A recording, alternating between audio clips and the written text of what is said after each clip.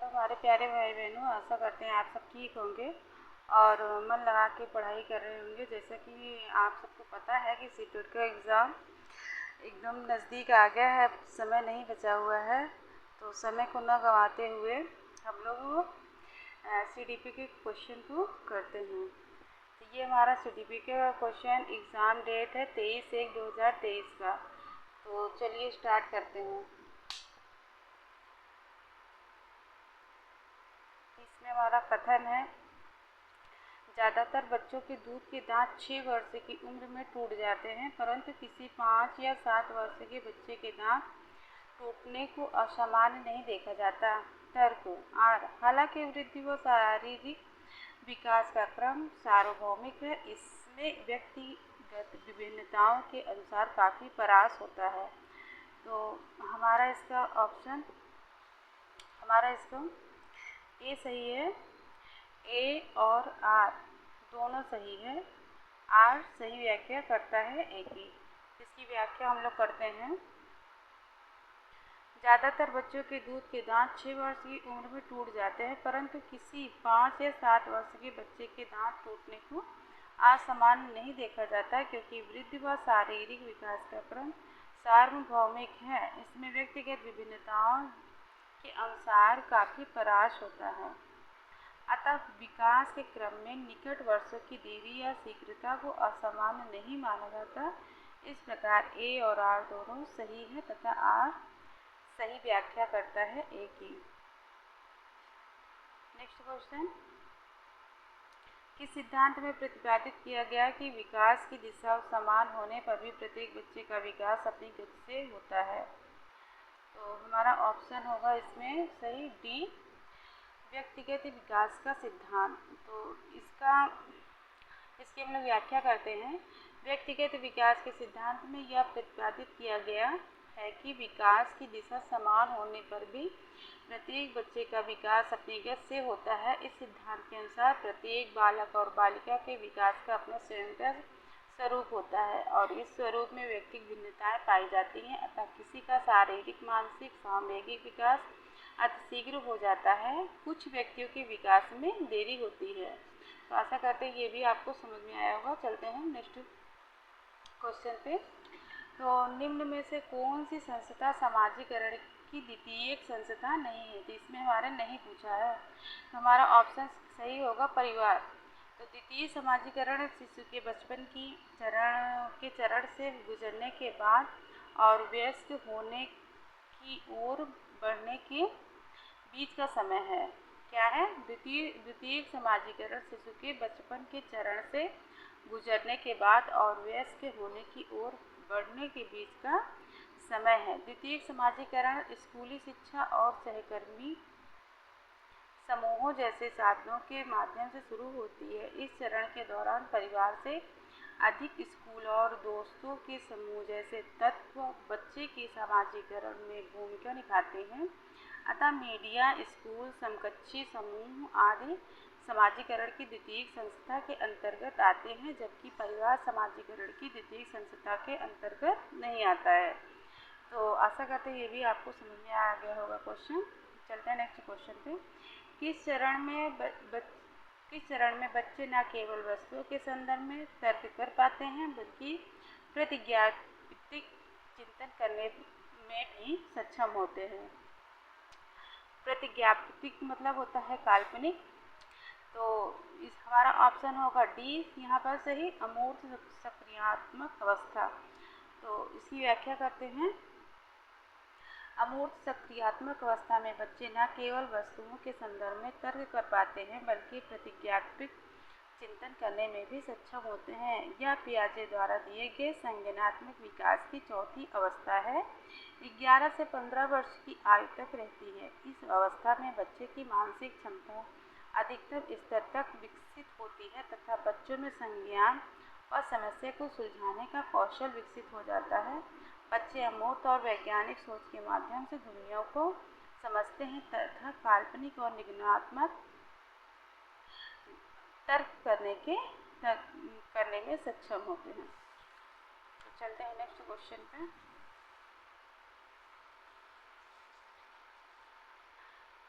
पियाजे के अनुसार जन्म के बाद संज्ञानात्मक विकास की अवस्थाओं का सही क्रम कौन सा है?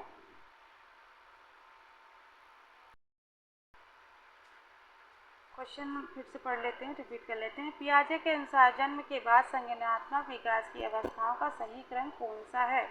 हमारा ऑप्शन होगा बी, संवेदी अनुभव, प्रतीकात्मक और सहज विचार, प्रत्नवर्तनीय मानसिक संक्रियाएं, परिकल्पनात्मक चिंतन।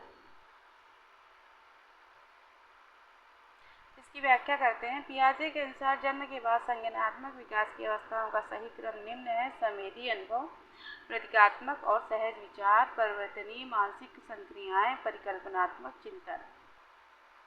नेक्स्ट क्वेश्चन, जीन पियाजे के अनुसार अर्थपूर्ण संज्ञानात्मक विकास के लिए एक बच्ची, तो इसका ऑप्शन हमारा ये सी सही है।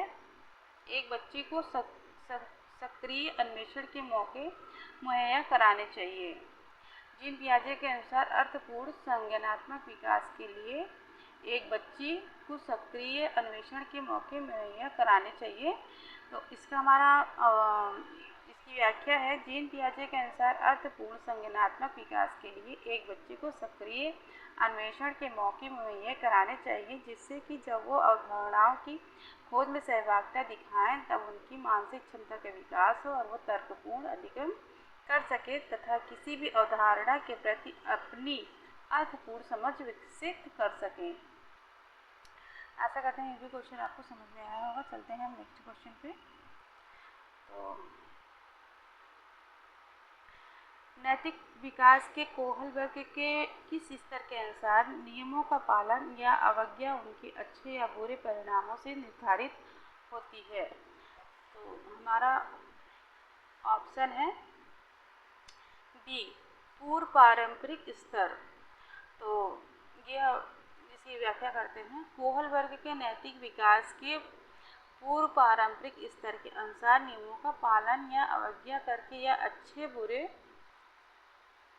परिणामों से निर्धारित होती है। दूसरे शब्दों में, निर्णय पूरी तरह से निर्णय लेने वाले व्यक्ति के प्रभाव पर आधारित होती है। इस स्तर में बालक में नैतिकता का अभाव होता है, अतः बालक अपने परिवार के सदस्यों से नैतिकता की बातें सीखता है। वह जैसा देखता है वैसा ही सीखता है, अर्थात बाह्य घटना के आधार पर ही वह सही व गलत बताता है। नेक्स्ट क्वेश्चन, वाइगोत्स्की के अनुसार बच्चे अपने साथियों डैश के माध्यम से सीखते हैं। तो हमारा ऑप्शन होगा ए, के साथ सामाजिक संपर्क में। तो इसकी व्याख्या करते हैं। वाइगोत्स्की के अनुसार बच्चे अपने साथियों के साथ सामाजिक संपर्क के माध्यम से सीखते हैं। इनके सिद्धांत को सामाजिक सांस्कृतिक सिद्धांत के नाम से भी जाना जाता है, जिसके अनुसार सामाजिक अंतःक्रिया ही बालक की सोच व व्यवहार में निरंतर बदलाव लाता है, जो कि एक संस्कृति से दूसरे में भिन्न हो सकता है। इनके अनुसार किसी बालक का संज्ञानात्मक विकास उसके अन्य व्यक्तियों से अंतर संबंधों पर निर्भर करता है। नेक्स्ट क्वेश्चन, वाइगोत्स्की के सिद्धांतों के अनुसार पाठ के क्या मायने हैं? तो इसका ऑप्शन हमारा सही होगा बी, वयस्कों का मदद की प्रकार व मात्रा में बदलाव करना। तो इसकी व्याख्या हम लोग करते हैं। वाइगोत्स्की के सिद्धांतों के अनुसार पाठ एक सिद्धांत है जो अधिक सूचित व्यक्ति की मदद से एक छात्र की जानकारी सीखने की क्षमता पर केंद्रित है। इसमें यदि बालक को थोड़ा सहयोग मिल जाए तो वह दूसरे को प्राप्त करते हुए सीख जाता है और यह प्रक्रिया बालक के लिए एक मचान का कार्य करती है। इस सहयोग की आवश्यकता बालक के लिए सदैव नहीं होती, बल्कि शुरुआत में होती है। अतः वयस्कों के मदद की प्रकार और मात्रा में बदलाव करना पाढ़ स्कैफोल्डिंग के मायने हैं। स्कैफोल्डिंग जो हमारी मदद करता है, जिसके वजह से हम मदद से हम आगे बढ़ जाते हैं, तो उसको हम कहते हैं स्कैफोल्डिंग। तो नेक्स्ट क्वेश्चन वाइगोत्स्की का है सिद्धांत।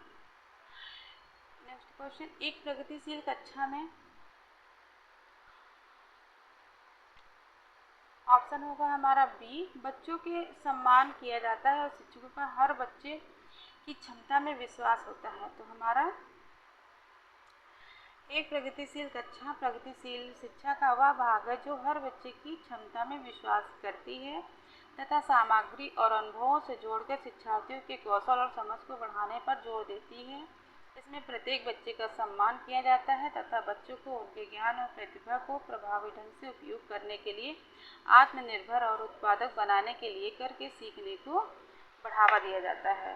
नेक्स्ट क्वेश्चन, कौन सी अधिक बुद्धि वाले व्यक्तियों में प्राकृतिक रूपों जैसे जानवरों और पौधों की प्रजातियों और चट्टानों और पर्वत प्रकारों को वर्गीकृत करने की क्षमता होती है? तो हमारा आंसर है हमारा ए ऑप्शन, प्राकृतिक बुद्धि। तो इसकी हम व्याख्या करते हैं। प्राकृतिक बुद्धि वाले व्यक्तियों में प्राकृतिक रूपों जैसे जानवरों और पौधों की प्रजातियों और चट्टानों और पर्वत प्रकारों को वर्गीकृत करने की क्षमता होती है। ऐसी बुद्धि वाले व्यक्ति प्रकृति के बारे में अधिक जानकारी रखने वाले होते हैं। प्राकृतिक बुद्धि वाले व्यक्तियों में शिकारी, किसान, पर्यटक आदि आते हैं। नेक्स्ट क्वेश्चन, यह वाक्य स्त्रियों, पुरुषों व दूसरे जेंडर की भूमिका समाज तय करता है, जेंडर की संरचना के बारे में क्या दर्शाती है? तो हमारा ऑप्शन होगा जेंडर एक सामाजिक संरचना है। इसकी व्याख्या करते हैं हम। स्त्रियों, पुरुषों व दूसरे जेंडर की भूमिका समाज तय करता है। यह वाक्य जेंडर संरचना के बारे में यह दर्शाता है कि जेंडर एक सामाजिक संरचना है जो सभी समाजों में लड़कों और लड़कियों, पुरुषों और महिलाओं के दृष्टिकोण, भूमिकाओं, जिम्मेदारियों और व्यवहार के स्वरूप को प्रभावित करती है। नेक्स्ट क्वेश्चन, शिक्षकों, हमारा कथन का है क्वेश्चन। कथन है, शिक्षकों को मानकीकृत पाठ्यचर्या व आकलन तरीकों के इस्तेमाल व कार्यान्वित करने पर बल देना चाहिए। हमारा तर्क है आर, स्कूलों को बच्चों में व्यक्तिगत विभिन्नताओं को स्वीकारने की बजाय उन्हें हटाने का प्रयास करना चाहिए। तो हमारा ऑप्शन होगा डी, ए और आर दोनों गलत है। तो इसकी हम व्याख्या करते हैं। शिक्षकों को मानकीकृत पाठ्यचर्या व आकलन तरीकों के इस्तेमाल व कार्यान्वित करने पर बल देना चाहिए तथा स्कूलों को बच्चे में व्यक्तिगत विभिन्नताओं को स्वीकारने की बजाय उन्हें हटाने का प्रयास करना चाहिए। ये दोनों ही कथन पूर्णतः गलत हैं क्योंकि शिक्षकों की लचीली पाठ्यचर्या व आकलन तरीकों के इस्तेमाल व कार्यान्वित करने पर बल देना चाहिए जिससे छात्रों को भी सुगमता हो सके तथा शिक्षक का यह दायित्व है कि वो व्यक्तिगत भिन्नताओं को स्वीकार करें एवं प्रत्येक व्यक्ति की प्रतिभा के अनुसार अपनी पाठ्यचर्या का निष्पादन करें जिससे सभी बच्चे सार्थक अधिगम कर सकें। नेक्स्ट क्वेश्चन, मूल्यांकन क्यों नहीं किया जाना चाहिए? हमारा ऑप्शन है बच्चों में प्रतिस्पर्धा की भावना पैदा करने के लिए। तो इसकी व्याख्या करते हैं। मूल्यांकन वह प्रक्रिया है जिसके आधार पर हम किसी छात्र के ज्ञान का आकलन करते हैं। यह बच्चों के सीखने की तैयारी के स्तर पर पता लगाने के लिए, सीखने सिखाने की प्रक्रियाओं में सुधार के लिए तथा यह समझने में मदद करने के लिए किया जाता है कि बच्चे क्या कर सकते हैं और क्या नहीं, जबकि मूल्यांकन का उद्देश्य बच्चों में प्रतिस्पर्धा की भावना पैदा करना नहीं है। नेक्स्ट क्वेश्चन, छात्रों को उनके सीखने के रचनात्मक प्रक्रिया प्रदान करने और अपने स्वयं के अध्यापन पर मनन करने के लिए शिक्षकों को, ऑप्शन हमारा होगा बी, रचनात्मक मूल्यांकन का प्रयोग करना चाहिए। तो इसकी व्याख्या हम लोग करते हैं। छात्रों को उनके सीखने पर रचनात्मक प्रतिक्रिया प्रदान करने और अपने स्वयं के अध्यापन पर मनन करने के लिए शिक्षकों को रचनात्मक मूल्यांकन का प्रयोग करना चाहिए क्योंकि रचनात्मक मूल्यांकन ऐसा मूल्यांकन है जो शिक्षण अधिगम प्रक्रिया में बच्चों की प्रगति की निगरानी करने को संदर्भित करता है। इसका उद्देश्य शिक्षण प्रक्रिया के दौरान छात्रों की सीखने की कठिनाइयों की पहचान करना है। नेक्स्ट क्वेश्चन, समावेशी स्कूल की स्थापना में डैश शामिल है। तो हमारा ऑप्शन होगा ए,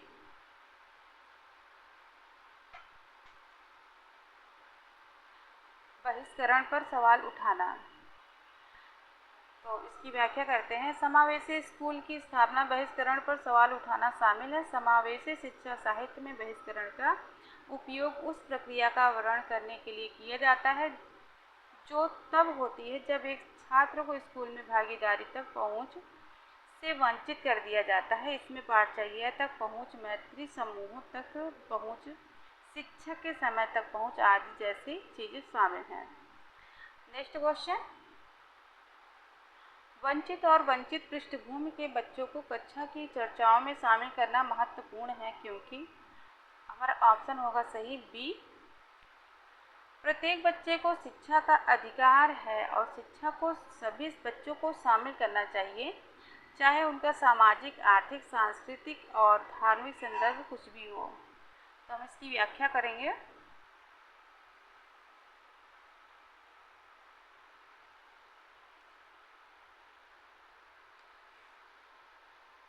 वंचित और वंचित पृष्ठभूमि के बच्चों को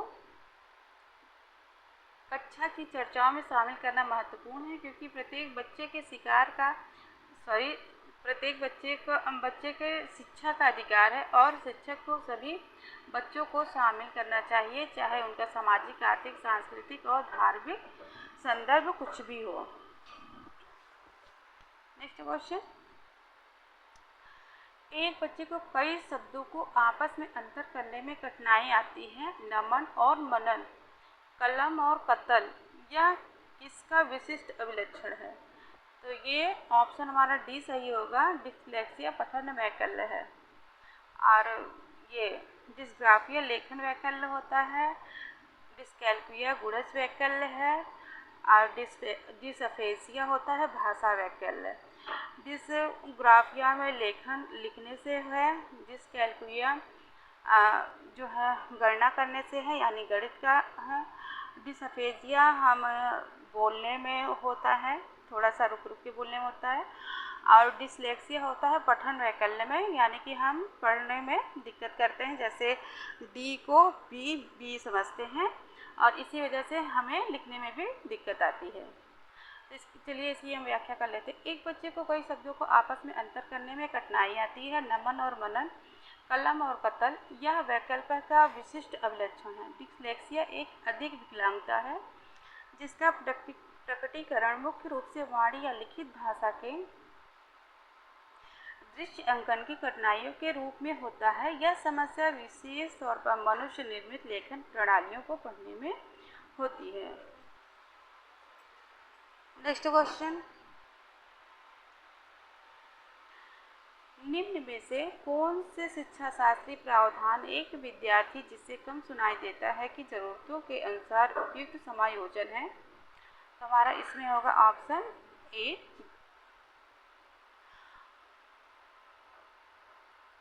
इसमें हमारा फर्स्ट सही है, सेकंड सही है और फोर्थ भी सही है। तो शिक्षिका के पास बैठने की अनुमति देना, परिवेश की पृष्ठभूमि के शोर को कम करना, विज्ञापनिक पत्रक देना जिसमें आलेखी, आयोजक और संकल्पनात्मक चित्रण हो। तो इसकी व्याख्या कर लेते हैं हम।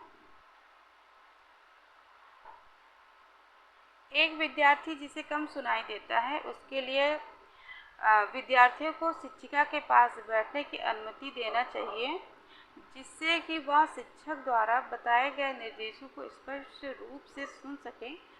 ऐसे बच्चों को उस परवरिश में शिक्षा दी जानी चाहिए जहाँ की पृष्ठभूमि में शोर कम हो, ताकि बच्चे को ऐसे विज्ञापित पत्र देना चाहिए जिसमें आलेखी, आयोजक और संकल्पनात्मक चित्रण हो, जिसे देखकर बच्चे स्वतः ही बिना किसी व्याख्यान के अवधारणाओं की समझ विकसित कर सकें।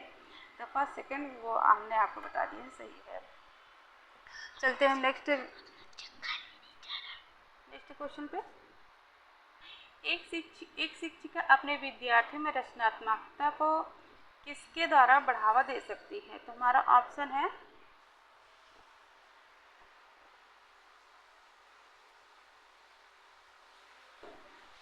ए, कई विचारों और सहज ज्ञान युक्त अनुमानों को प्रोत्साहित करना।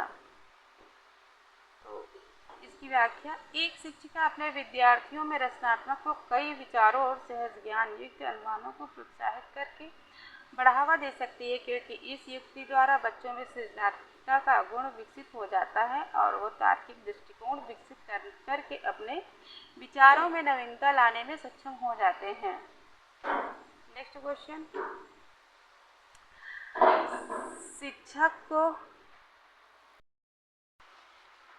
शिक्षक को डैश प्रोत्साहित करना चाहिए बजाय डैश के। तो हमारा ऑप्शन होगा ए, आंतरिक अभिप्रेरणा को बाहरी अभिप्रेरणा से। तो इसकी व्याख्या करते हैं, शिक्षक को आंतरिक अभिप्रेरणा को प्रोत्साहित करना चाहिए बजाय बाहरी अभिप्रेरणा के, क्योंकि जब बच्चे आंतरिक रूप से अभिप्रेरित रहेंगे तो वो किसी भी कार्य का निष्पादन यानी शुरुआत अत्यंत ही उत्साह के साथ करेंगे, जिससे कि उनमें रचनात्मकता का विकास होगा। आंतरिक रूप से अभिप्रेरित बच्चे किसी पुरस्कार की लालसा से नहीं अपितु अपने रुचि के अनुसार प्रेरित होकर कार्य करते हैं, जो उनकी प्रतिभा में वृद्धि करता है। नेक्स्ट क्वेश्चन, निम्नलिखित में से कौन सी भावना सार्थक सीखने की प्रक्रिया में बाधा डालती है? तो ए, ऊब है ऑप्शन हमारा। तो हम इसकी व्याख्या करते हैं, ऊब कई शिक्षार्थियों को शैक्षिक गतिविधियों से अलग कर देती है और यह शिक्षार्थियों की ज्ञान प्राप्त करने की क्षमताओं को गंभीर रूप से कम कर देती है। जिन छात्राओं में बोरियत की भावना होती है वो अक्सर कवर की जा रही सामग्री में रुचि खो देते हैं, कक्षा की गति को बाधित करते हैं और अन्य शिक्षार्थियों को बाधित करते हैं। अतः ऊब की भावना सार्थक सीखने की प्रक्रिया में बाधा डालती है। तो हम चलते हैं नेक्स्ट क्वेश्चन पे।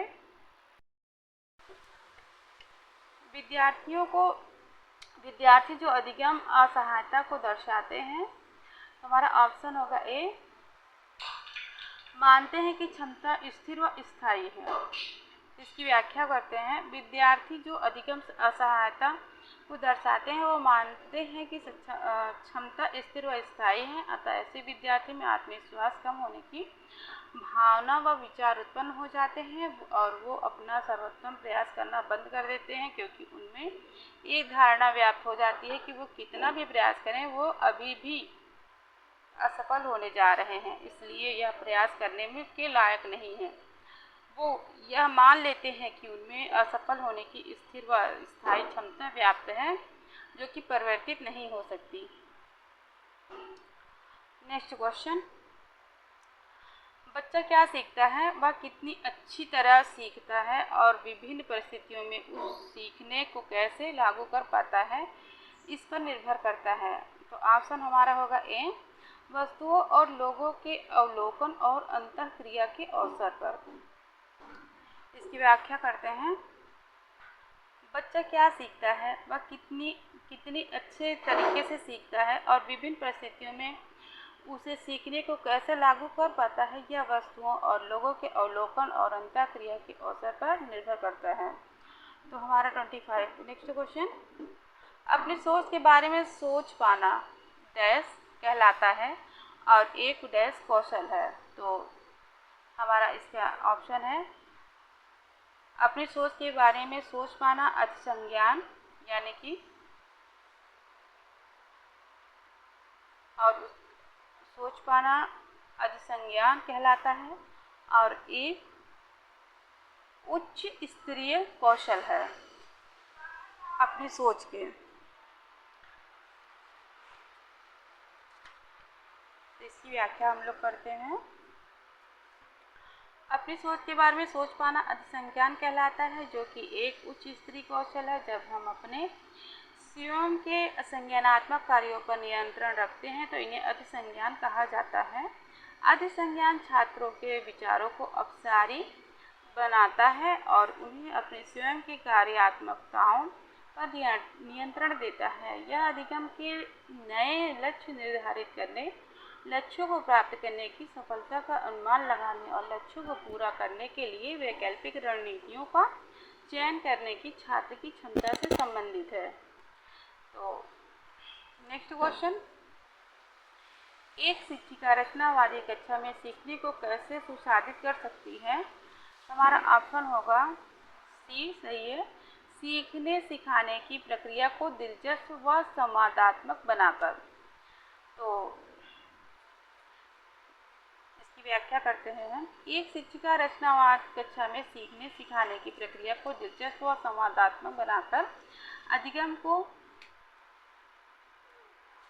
अधिगम को सुशासित कर सकती है। रचनावादी कक्षा शिक्षा के रचनावादी दृष्टिकोण से संबंधित है, जो चर्चाओं और परियोजनाओं में शिक्षार्थियों को शामिल करके सहयोगी शिक्षा को प्राथमिकता देती है। अतः ऐसी कक्षा में शिक्षिका सहयोग आधारित अधिगम कराते हुए शिक्षार्थियों की सक्रिय भागीदारी सुनिश्चित करती है और शिक्षार्थियों को कार्य करने के लिए सीखने की अपने रणनीति को बढ़ावा देने की अनुमति देती है, जिससे वो अर्थपूर्ण अधिगम कर सकें। तो कथन ए हमारा नेक्स्ट क्वेश्चन है। कथन ए, माध्यमिक स्कूल कक्ष में एक शिक्षिका की प्रमुख भूमिका ज्ञान का स्थानांतरण व विद्यार्थियों के गलत उत्तर को सही करना है। और तर्क आर है, सीखना तथ्यों को अर्जित करने की प्रक्रिया है, तो वेधन व बारंबार अभ्यास से आती है। तो हमारा ऑप्शन होगा यहाँ पर डी।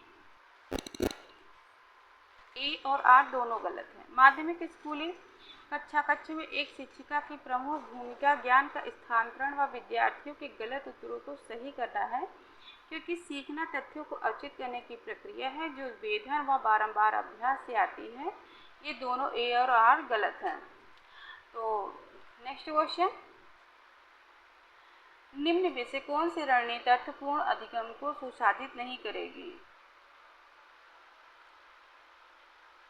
तो इसमें हमारे ऑप्शन सभी समकक्षी को ऑप्शन है हमारे समकक्षी को समझाना, संकल्पनात्मक मानचित्र बनाना, मानसिक चित्र व प्रवाह संचरित बनाना, उदाहरण व गैर उदाहरण सोचना, खुद से सवाल करना। तो इसकी व्याख्या करते हैं हम। अर्थपूर्ण अधिगम संबंध परक अधिगम है। यह पूर्व ज्ञान और अनुभव से संबंधित है। यह हमारे पूर्व दृष्टिकोण को बदल देता है और हमें गहन अधिगम करने में मदद देता है। यह नई विषय वस्तु को सीखने या नई सूचना को आंतरिक बनाने की प्रक्रिया है, जो वर्तमान रुचि या ज्ञान के आधार से संबंधित है। अर्थपूर्ण अधिगम को सुशासित करने की रणनीतियाँ निम्न है: समकक्षी को समझाना, संकल्पनात्मक मानचित्र बनाना, मानचित्र चित्र व प्रवाह संचरित बनाना, उदाहरण व गैर उदाहरण सोचना, खुद से सवाल पूछना। चलते हैं नेक्स्ट क्वेश्चन पे। नेहा हमेशा रश्मि से अधिक अंक प्राप्त करने के लिए कार्य करती है ताकि वह खुद को रश्मि से बेहतर दिखा पाए। नेहा किस प्रकार के लक्ष्य को निर्धारित कर रही है? तो हमारा ऑप्शन होगा प्रदर्शन लक्ष्य पर।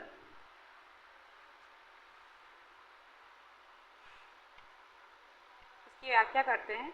नेहा हमेशा रश्मि से अधिक अंक प्राप्त करने के लिए कार्य करती है ताकि वह खुद को रश्मि से बेहतर दिखा पाए। नेहा महारत लक्ष्य निर्धारित कर रही है।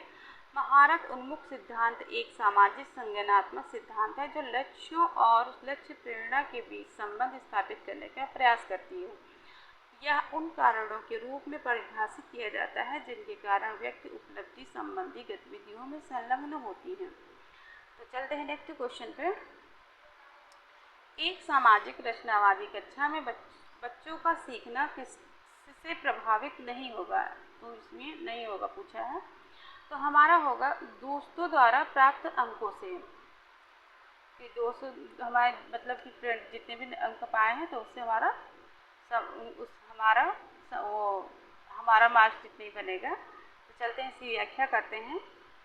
एक सामाजिक रचनावादी कक्षा में बच्चों का सीखना दोस्तों द्वारा प्राप्त अंकों से प्रभावित नहीं होगा, जबकि कक्षा कक्ष में की जाने वाली गतिविधियाँ सहकर्मी समूह के साथ अंतःक्रिया तथा पाठचर्या और पुस्तकों में दी गई विषय वस्तु से बच्चों का सीखना प्रभावित होगा। सामाजिक रचनावादी कक्षा सीखने, काम करने, प्रदर्शन, समस्या समाधान आदि के लिए दूसरों के साथ सहयोग पर जोर देती है।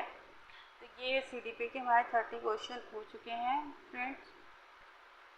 जैसे कि आप सबको हाँ कुछ भी अगर सुझाव हमको देना है तो प्लीज़ हमारे कमेंट सेक्शन में बताया करें। जैसे कि हमारे एक भाई ने हमें बताया है कि इसकी PDF डाउनलोड कर दिया करें, तो अभी हम समय नहीं पा रहे हैं, तो अभी हम नहीं कर पा रहे हैं, तो लेकिन ऐसा नहीं है कि नहीं करेंगे, अब इसके बारे में प्रयास करेंगे। तो चलते हैं, मिलते हैं नेक्स्ट वीडियो में। Okay, bye bye.